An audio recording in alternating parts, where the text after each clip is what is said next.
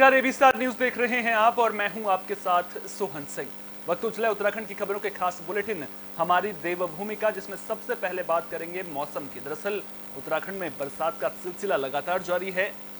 बारिश के yellow alert के बाद उत्तराखंड के कई इलाकों में बरसात देखने को मिल रही है। काशीपुर शहर में भी बरसात ने लोगों का जीना दुश्वार कर दिया है।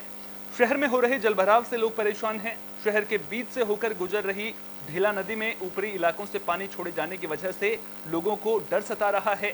प्रशासन हालात पर नजर बनाए हुए है। नदी किनारे बसे लोगों को लगातार अलर्ट भी किया जा रहा है। नगर निगम को जगाने का काम कर रहा हूँ कि आप लोग पूरे शहर के अंदर राउंड लगाएं। जिस तरीके से चौराहों पर कूड़ा दिखाई देता है, उसकी पानी की निकासी नहीं हो पाती है, साफ सफाई पूरी तरीके से हो नहीं पाती है। 2 घंटे की 1 घंटे की बारिश में पूरे मोहल्लों के अंदर पानी भर जाता है। ये मोहल्ला थाना साहब मंसूरी मार्केट के अंदर आपने देखा दुकानदारों के सामने कितना कूड़ा और कचरा दिखाई देता है और कीचड़ दिखाई दे रही है। 1 घंटे की बारिश में लोगों की दुकानों में पानी भर जाता है। नगर निगम के सामने पानी भर जाता है। नगर निगम पूरी तरीके से फेल हो चुका है। मेयर ऊषा चौधरी जी कभी काशीपुर के अंदर राउंड नहीं लगाती है। नगर आयोग विवेक रॉय जी से लगा। उधम सिंह नगर में 20 गांवों की 5,838 एकड़ जमीन का मामला सुलझने का नाम नहीं ले रहा है। मामले को लेकर किसान प्रदर्शन भी कर रहे हैं। किसानों ने शहर में जुलूस निकाला और बाजपुर तहसील में अनिश्चितकालीन धरने पर बैठ गए। बता दें कि भूमि बचाओ मुहिम के समर्थन में 20 गांव की जमीनी मुद्दे से जुड़े लोग अनाज मंडी में इकट्ठा हुए थे। कांग्रेस पार्टी भी किसानों का समर्थन करती नजर आ रही है। किसानों का साफ कहना है कि जब तक उनकी मांगों को पूरा नहीं किया जाएगा तब तक वे अपना धरना नहीं छोड़ेंगे, चाहे इन्हें दिल्ली किसान आंदोलन जैसी स्थिति ही क्यों ना पैदा करनी पड़े। ये तो जब तक ये फैसला नहीं होता जब तक रहेंगे, चाहे उम्र पर बैठे रहे, यहाँ जाएंगे नहीं। क्योंकि किसानों की जिद ऐसी है कि ये पीछे नहीं हटते। जब गाजीपुर बॉर्डर पे हम बगैर घर के, बगैर किसी चीज़ के 13 महीने रह के 14 महीने आए हैं, हम तो सब कुछ देख लिया है। आंधी भी देखी, बारिश भी देखी, गर्मी भी देखी, लू भी देखी, तो हटे नहीं है। यहाँ से कैसे हट जाएंगे? ये तो हम अपने घर पे बैठे हैं। ये बिल्डिंग बनी हुई है तहसील की, इसमें आराम से बैठे हैं। क्या कुछ मांगे हैं? मांगे हमारी यही है कि हमारा जो खितौनियों पे लिखा हुआ है इन्होंने गलत सलत वो हटा दें, कहानी खत्म है। कल वो आए थे एसडीएम साहब और वो की बात कहना चाह रहे हैं कि सरकार इंसाफ करे और जो हमारे भूमिधरी अधिकार हैं, जो पिछले 50 वर्ष से जो प्राप्त भूमिधरी अधिकार हैं जिनको छीना गया है एक डीएम के आदेश के द्वारा 3 साल पहले, उन अधिकारों को वापस करें और बाजीपुर के अस्तित्व की ये लड़ाई है। बाजीपुर के अस्तित्व को बचाएं। यहाँ हजारों परिवार इस समय बर्बादी के कगार पर है और इसमें मुख्यमंत्री से यही कहना चाहेंगे कि यथाशीघ्र इस पर आप सकारात्मक पहल करते हुए हरियाणा में हुई हिंसा के विरोध में देश भर में प्रदर्शन देखने को मिल रहा है। हल्द्वानी में भी हिंदू संगठनों ने प्रदर्शन किया है। कालाढूंगी जेल रोड चौराहे पर विश्व हिंदू परिषद और बजरंग दल के कार्यकर्ताओं ने हनुमान चालीसा का पाठ किया और मेवात घटना में शामिल आरोपियों के खिलाफ सख्त कार्रवाई की मांग की। हिंदू संगठनों का कहना है कि मेवात में हुई घटना ने पूरे देश के हिंदुओं का दिल दुखाया है। के नूह में जो इस्लामिक जिहादियों द्वारा 500 की भीड़ में आके जो हमारी हिंदुओं की जो शोभा यात्रा निकल रही थी उसमें पथराव किए गए, तलवार से हमले किए गए और वहां आगजनी की गई। उसके विरोध में आज बजरंग दल विश्व हिंदू परिषद ने पूरे देश में देशव्यापी प्रदर्शन किया है और इसी नियमित आज हम हल्द्वानी में भी हमने अपने विश्व हिंदू परिषद कार्यालय पे सारे बजरंगी एकत्रित होकर आज जेल रोड चौराहे पे हम इस्लामिक जिहाद का पुतला दहन करेंगे और इन जिहादियों को ये बता देना चाहेंगे कि इस तरीके की वारदात अगर इनमें दोबारा करने का प्रयास। उधम सिंह नगर के काशीपुर में गैबिया नाला का जलस्तर बढ़ गया है, जिसकी वजह से लोगों को परेशानियों का सामना करना पड़ रहा है। तो आपको बता दें कि काशीपुर के गंगा बाबा रोड से मोहल्ला किला की ओर जाने वाले गैबिया नाला का जलस्तर बढ़ा है। नाले के साथ सड़क पर भी पानी जमकर बह रहा है। सड़क और नाले के बीच बाउंड्री वाल न होने की वजह से वहां से गुजरने वाले लोगों को खासी दिक्कतों का सामना करना पड़ रहा है और लोगों को अनुमान लगाना पड़ रहा है कि सड़क की जो हद है वो कहां तक है और नाले की हद कहां तक है। तो वहीं दूसरी ओर इस तेज बहाव वाले नाले में बच्चे भी नहाते हुए नजर आ रहे हैं। नाले में गोते लगाते हुए बच्चे नजर आ रहे हैं जो कभी भी बड़े हादसे को न्योता दे सकते हैं।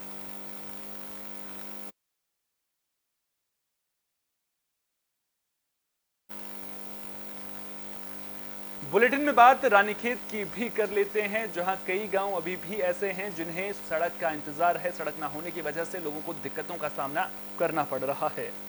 तो रानीखेत अल्मोड़ा जिले के रानीखेत तहसील के दूरस्थ गांव दलमोटी, भंसोली, बटुलिया के ग्रामीणों को अब तक सड़क नहीं मिल पाई है।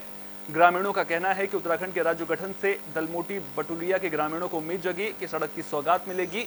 आजादी से अब तक सड़क की सौगात उन्हें नहीं मिल पाई है। गांव में बीमार पड़ने पर ग्रामीण पीड़ित को 12 किलोमीटर पहाड़ी के रास्ते से अस्पताल ले जाते हैं। सड़क न होने से ज्यादातर ग्रामीण पलायन कर चुके हैं। युवा नौकरी के लिए शहर चले जाते हैं, वो वापस आने से कतराते हैं और वापस नहीं आना चाहते हैं। और कई बार दिक्कतें मरीजों के साथ साथ में जो स्कूली बच्चे होते हैं उन्हें भी उठानी पड़ती हैं, क्योंकि 4 से 5 किलोमीटर का पैदल सफर करना पड़ता है। समय समय पर जनप्रतिनिधियों से भी गुहार लगाई गई, लेकिन अभी तक समस्या का समाधान नहीं हो सका है।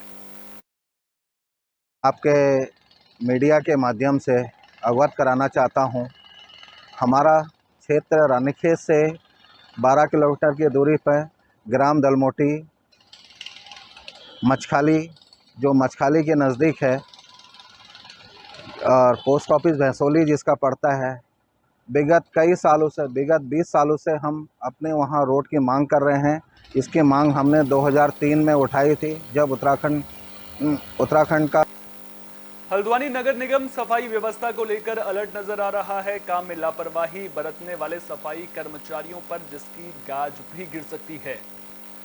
तो हल्द्वानी नगर निगम की सफाई व्यवस्था को लेकर अब मुख्य नगर आयुक्त एक्शन मोड में आ गए हैं। सफाई कर्मचारियों के सफाई के नाम पर वार्ड से गायब रहने और काम न करने जैसे शिकायतें मिलने के बाद मुख्य नगर आयुक्त पंकज उपाध्याय ने कड़ी कार्रवाई के आदेश दिए हैं, जिसमें अब ऐसे लापरवाह कर्मचारियों के निलंबन के बाद सीधे बर्खास्तगी की कार्रवाई होगी। मुख्य नगर आयुक्त का कहना है कि उन्होंने नगर निगम क्षेत्र में कार्यरत सफाई कर्मचारी और पर्यावरण मित्रों को इस मामले को लेकर सख्त चेतावनी दी है कि अगर कर्मचारी अपनी कार्यशैली को नहीं सुधारते हैं तो फिर उनका निलंबन नहीं बल्कि सीधे बर्खास्तगी की जाएगी। आपको बता दें कि नगर निगम के 60 वार्ड में लगे 900 से ज्यादा कर्मचारी कई जगह पर सफाई नहीं कर रहे हैं। लिहाजा स्थानीय पार्षद और लोगों की शिकायत पर अब मुख्य नगर आयुक्त पंकज उपाध्याय ने कर्मचारियों को चेतावनी जारी कर दी है। स्पष्ट करना चाहता हूं कि हाल के दिनों में जो विवाद आए हैं वो इस सफाई नायक और कर्मचारियों के मध्य काम की अवधि, काम न करने, काम सही तरीके से न करने, काम पर समय से न आने को लेकर के उत्पन्न हुए हैं। कहीं कहीं कर्मचारियों ने नायकों पर आरोप लगाए हैं, कहीं कहीं नायकों का कहना है कि कर्मचारी सही तरीके से काम नहीं कर रहे हैं, कार्रवाई करने पर आरोप लगाते हैं। मैं दोनों पक्षों को निष्पक्ष जाँच कराना चाहता हूँ, इसलिए मैंने नगर स्वास्थ्य अधिकारी को गोपनीय जाँच करने के लिए कहा है। मेरे लिए दोनों महत्वपूर्ण हैं और दोनों के हितों का संरक्षण करना मेरी जिम्मेदारी है और दोनों से काम लेना मेरी जिम्मेदारी है। हल्द्वानी में भूमाफिया बेखौफ है और प्रशासन की कार्यशैली को लेकर सवाल खड़े हो रहे हैं। एक पूर्व सैनिक का परिवार प्रशासन से इंसाफ की गुहार लगा रहा है। तो हल्द्वानी में एक पूर्व सैनिक के परिवार ने नगर निगम के अधिकारियों पर भूमाफियाओं से साठगांठ का आरोप लगाया है, साथ ही भूमाफिया के खिलाफ कार्रवाई की गुहार लगाई है। मामला हल्द्वानी शहर के पटेल चौक के पास का है। सैनिक परिवार की माने तो नजूल भूमि पर भूमाफियाओं द्वारा नगर निगम के अधिकारियों से साठगांठ कर करोड़ों की जमीन को बगैर फ्री होल्ड कराए ही बहुमंजिली इमारत खड़ी कर दी गई है। नजूल जमीन पर अवैध रूप से कब्जा कर भूमाफिया द्वारा करोड़ों रुपए के वारे न्यारे किए जाने की भी चर्चा है। बताते चले कि जमीन पर पिछले 60 सालों से काबिज सैनिक परिवार को बेदखल कर नजूल भूमि पर अवैध निर्माण का मामला सामने आया है। भूमाफियाओं के खिलाफ सख्त कार्रवाई किए जाने की मांग को लेकर अब सुराज सेवा दल आर पार की लड़ाई लड़ने की बात कह रहा है। सुराज सेवा दल की महिला प्रकोष्ठ की जिलाध्यक्ष कीर्ति दुमका ने बताया कि प्रदेश अध्यक्ष रमेश जोशी के निर्देशन में उन्होंने नगर आयुक्त को ज्ञापन सौंपकर पीड़ितों को न्याय दिलाने की मांग की है। उन्होंने बताया कि पीड़ित परिजनों को जिलाधिकारी ने भी अगस्त महीने तक जांच के बाद कार्रवाई का आश्वासन दिया है।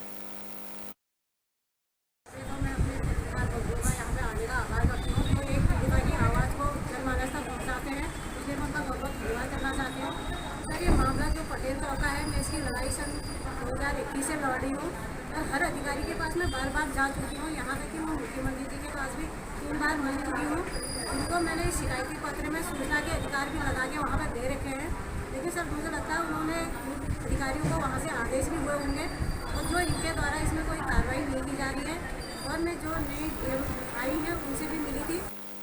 कोटद्वार में बांस की चोरी के मामले सामने आ रहे हैं। दरअसल लोग जंगल से बांस की चोरी कर रहे हैं और उसे बेच रहे हैं, फायदा कमाते हुए नजर आ रहे हैं। लेकिन वन विभाग ने साफ तौर पर कह दिया है कि बांस की चोरी के मामलों को लेकर के कार्रवाई भी की जाएगी। आपको बता दें कि लैंसडाउन डिवीजन के जंगलों में बारिश के सीजन के दौरान बांस की नई कोपलें निकलती हैं, जिनको हाथी बड़े ही चाव से खाते हैं। लेकिन कुछ लोग बांस की इन नई कोपलों को जंगल से चुरा कर बेच रहे हैं, क्योंकि इन कोपलों से सब्जी और अचार भी बनाया जाता है। बाजार में चोरी छुपे बांस की कोपलें 150 रुपए किलो के हिसाब से बिक भी रही हैं, जिसको लेकर अब डीएफओ व नवीन चंद पंत ने कार्रवाई की बात कही है। इसमें सघन गश्त की जा रही है। जो अवैध रूप से वनों में विचरण करने वाले लोग हैं या घास काटने वाले लोग हैं, उन पर भी निगरानी रखी जा रही है और यदि कोई चीज़ पकड़ में आता है तो उनके विरुद्ध नियमानुसार कार्रवाई अमल में लाई जाएगी। पौड़ी में एक मासूम बच्ची पर आवारा कुत्तों के झुंड ने हमला कर दिया था। अब मामला तूल पकड़ता हुआ नजर आ रहा है। कलेक्ट्रेट भवन के पास युवा कांग्रेस ने प्रदर्शन किया है, पालिका अध्यक्ष का पुतला फूंका है। जिला प्रशासन और नगर पालिका प्रशासन के खिलाफ भी जमकर नारेबाजी की है। कांग्रेस का कहना है कि जल्द अगर आवारा कुत्तों और मवेशियों से निजात नहीं मिली तो उग्र प्रदर्शन किया जाएगा। इस दौरान युवा कांग्रेस के जिलाध्यक्ष मोहित सिंह ने कहा कि बीते कुछ दिनों में सड़कों पर घूम रहे आवारा कुत्तों ने आधा दर्जन से अधिक लोगों को अपना शिकार बनाया है। पौड़ी शहर में लगातार आवारा कुत्तों का आतंक बना हुआ है, लेकिन जिला प्रशासन और नगर पालिका प्रशासन इस ओर कोई ध्यान नहीं दे रहा है। देखिए, दिन प्रतिदिन यहाँ पर कुत्तों, सांडों, आवारा पशुओं की संख्या में बढ़ोतरी होती है, लेकिन शासन प्रशासन और नगर पालिका के जो अध्यक्ष यहाँ पर गहरी निद्रा में सोए हुए हैं, उन्हें कुछ यहाँ पर दिखाई नहीं देता। लगातार यहाँ पर सांडों द्वारा लोगों को मारा जा रहा है, बंदरों द्वारा लोगों को काटा जा रहा है। और कल जैसे कि आप सभी लोगों ने देखा कि यहाँ पर 5 वर्षीय जो मासूम बच्ची थी, उस समय 5 लोगों को यहाँ पर कुत्तों ने काटा है, जो कि दुर्भाग्यपूर्ण और गंभीर समस्या है। आज हमने यहाँ पर नगर पालिका अध्यक्ष जी का यहाँ पर पुतला दहन किया है और उनसे मांग की है कि वो जल्द से जल्द। देखिए, ये आज से नहीं, बहुत लंबे टाइम से मैं देख रही हूँ कि जब से मैं नगर पालिका गई हूँ तो नगर पालिका की जो कार्यविधियाँ हैं ये मैं देखती आई हूँ, और वहाँ एक वार्ड मेंबरों में से मैं ही आवाज़ उठाती आई हूँ हमेशा। और आजकल जो ये आज ही नहीं बल्कि मुझे लगभग 6 महीने से ऊपर हो गया ये बात सुनते हुए कि रास्तों में कुत्ते काटने पे लगे हुए हैं। मैंने ये सूचना नगर पालिका में एसआई को बहुत पहले दे दी थी, तो लेकिन एसआई का या नगर पालिका प्रशासन का कहना ये है कि हम कुत्तों को मार नहीं सकते हैं, हमारे लिए ऊपर से आदेश। पौड़ी जिले से हादसे की खबर है। दरअसल एक पिकअप वैन खाई में गिर गई। हादसे में ड्राइवर की मौत हो गई है, वहीं एक व्यक्ति घायल भी हुआ है। हादसा खिरसू खेड़ाखाल पौड़ी मोटर मार्ग पर हुआ। सुबह सुबह जब पुलिस को मामले की जानकारी मिली तो रेस्क्यू ऑपरेशन शुरू किया गया। मृतक की पहचान श्रीनगर के रहने वाले देवेंद्र सिंह के रूप में हुई है। वहीं घायल सरबर को इलाज के लिए अस्पताल में भर्ती कर दिया गया है। से आ रहे थे, रास्ता भटक गया होगा, इन लोग उल्टे रास्ते में आ गए। अब फ़ोन लगा रहे थे, फ़ोन तो उठा नहीं, तब हम लोग ढूंढने लग गए। बैठाने से मिला, तब फिर वहाँ पे हम लोग को पता हुआ कि बल ड्राइवर इस रास्ते में है, एक गाड़ी गिरे, वहाँ जाके देखे पूरे आदमी पूरा रात छानबीन हुआ, तब जाके मालूम पड़ा, तब लेके आए। जिनकी मौत हुई श्रीनगर की जी। और जो सुबह सूचना मिली हमें 8:30 के आसपास कि मांडा खाल से आगे एक गाड़ी पिकअप रात को गिर गई 1 बजे के आसपास रात को। तो सुबह सूचना मिली तो सुबह सूचना पे हम लोग सभी, मैं एसएसआई और बाकी जो हमारी 112 है और चौक इंचार्ज पाबो और जो हमारी चेतक वगैरह सब मौके पहुँचे, और उसमें आपदा की टीम थी, फायर सर्विस वगैरह सब लोग मौके पहुँचे। और मौके पहुँच के देखा तो गाड़ी के अंदर 2 लोग फंसे थे। तो उन लोगों को जो स्थानीय लोग थे कुछ उनकी हेल्प से और आपदा वालों की हेल्प से, फायर सर्विस की हेल्प, सबसे की हेल्प लेके उन लोगों को सकुशल बाहर निकाला गया। संभवतः उसमें एक की डेथ हो गई है। वो जो डेथ जिसकी हुई है वो रहने वाला श्रीनगर का है, धर्मेंद्र नाम है उसका। और इसमें एक और था सरबर नाम का व्यक्ति जो रहने वाला बिहार का है, वो ठीक है। से आ रहे थे। इस बुलेटिन में मेरे साथ इतना ही। देश दुनिया की तमाम अहम खबरों के लिए बने रहिए AB स्टार न्यूज़ के साथ। फिलहाल दीजिए इजाजत, नमस्कार।